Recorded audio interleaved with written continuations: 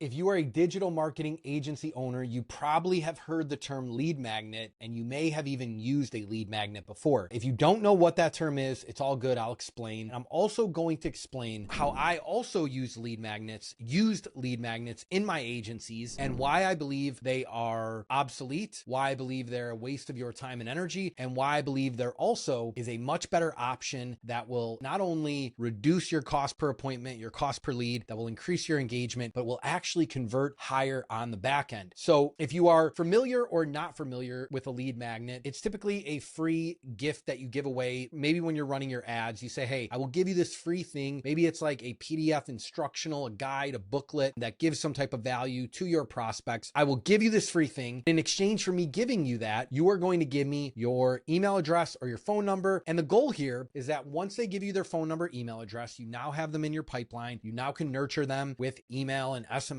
or whatever it may be, so that they get to know you. There's familiarity there, there's trust there, and eventually you will be able to sell them your high ticket product. That's kind of the logic behind a lead magnet, right? Now, what happens more often than not is they claim your free thing because they're like, oh, it's free, I'm interested, right? I'm a chiropractor or whatever it may be. They take your free thing and they never even look at it. They either delete it or they throw it away or they glance at it really quick and then they completely forget about it. There is no value and there's no commitment from them. So it usually goes like this. They claim your free thing that you put time, energy, and money into creating for them with the hope that eventually a percentage of those people are going to convert and it's all going to be worth it, right? But this is what happens. They claim your free thing, they throw it in the garbage, you get their email address, and you never convert them to a high ticket client, right? Or you convert a very, very small percentage. A couple things to add here. The more limited your ad spend is, if we're talking about paid advertising, the higher likelihood that a lead magnet really won't work for you. Now, if you're spending $20, $30, $40,000 or more, a lead magnet will get you a small percentage of conversions. I personally believe, from looking at statistics and looking at KPIs, that it still isn't worth it, even if you're spending that much money, right? And that there is a better way. But typically, this is what ends up happening, right? They have claimed your thing, they tossed it away because there's no value, they're not committed to doing anything. Well, there's no process that says they have to look at it, they have to go through, they have to follow through. They just get it for free. You hope that they take action with it. You hope that they find value.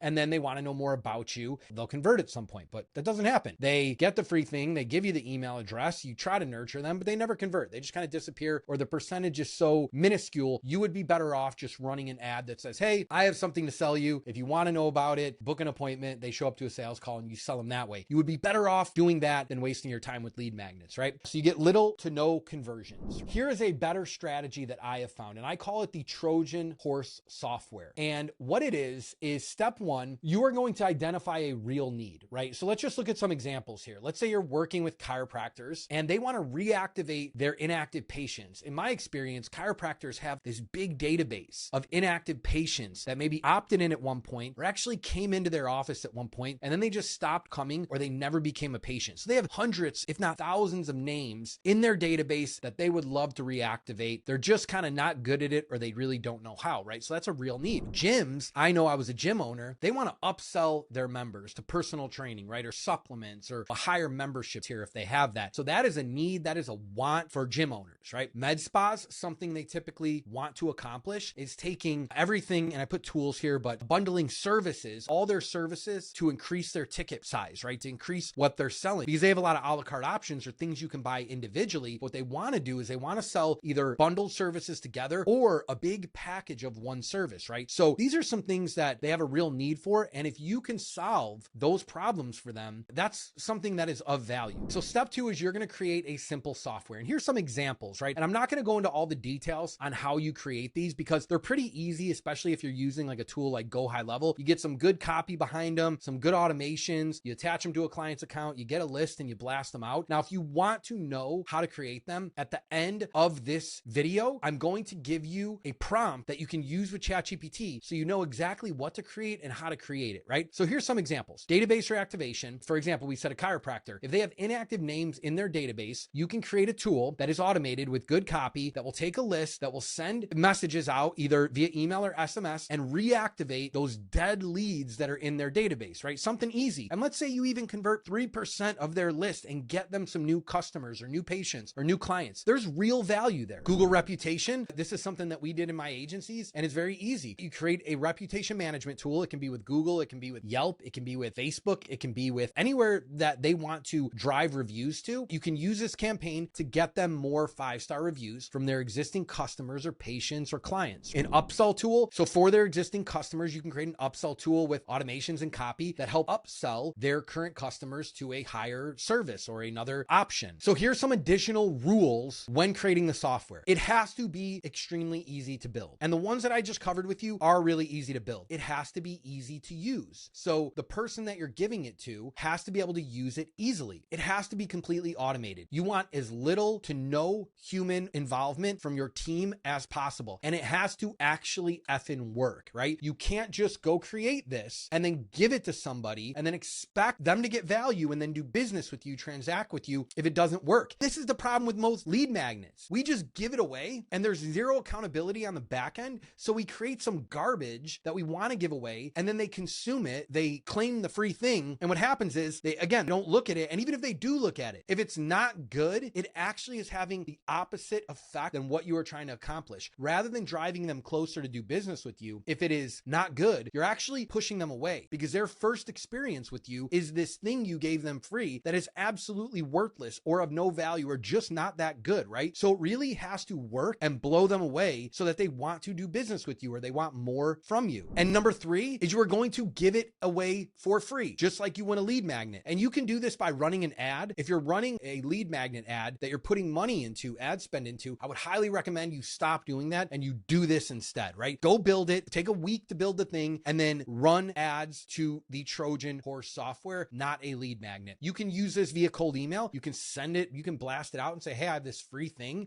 Here's how it works. And we're going to give it to you. We're going to let you use it for free. You can create scarcity and urgency in doing that we're only picking 5 people or whatever you want to say. You can do this through cold DMs, whatever methods you're already using to generate leads and acquire new clients. You can use this there and you should use this there as a, percentage of your outreach strategy. Wherever you want to use it, the tip here is don't charge for it. Don't charge $5. Don't charge $27. Give it away for free. Step 4 is once they claim the thing, in order to get it, once they claim it, you're going to immediately redirect them to a free onboarding call, just like you would a new paying client. And they're going to meet with your team. They're going to meet with either your sales team or your CSM. This is your opportunity to not only get them set up with the thing, but to begin to build rapport with that person, right? If you think about when you sign a new client, immediately you're building rapport with them. Every interaction that they have with you, they're developing a perception of your company, if they like you, if they want to work with you. And if you do those things well, now you have the opportunity to make sure that they're using the software, because that's a problem with lead magnets. They claim it, but they're not using it. You get to explain it to them. You get to build value around it. You get to build rapport with them. And then you simply check in with them. This software should work, but also be so simple that it doesn't take any management. Like you don't need to assign a team member to manage this client or anything like that. What you want to do is you want to assign a salesperson or a setter or yourself, if you're doing the sales in your agency, a reminder to check in with them and see how they're doing. And then you also want to nurture them. If you have a Facebook group, get them in your Facebook group. If you have an email